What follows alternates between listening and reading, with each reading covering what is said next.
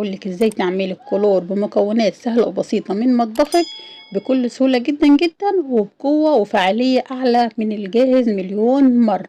يلا بينا نسمي ونصلي على الرسول، اللهم صل وسلم وبارك على سيدنا محمد وعلى اله وصحبه اجمعين.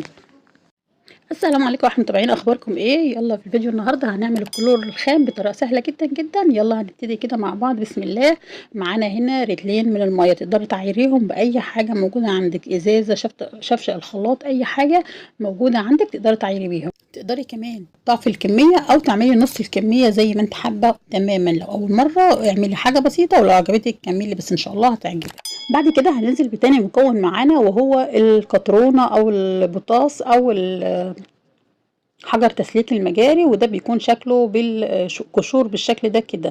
تمام. هننزل بمعلقتين لكل لتر ميه، هتاخدي معلقه كبيره حوالي 50 جرام، يعني تاخدي 100 جرام لو انت بتشتري 100 جرام كده من عند العطار.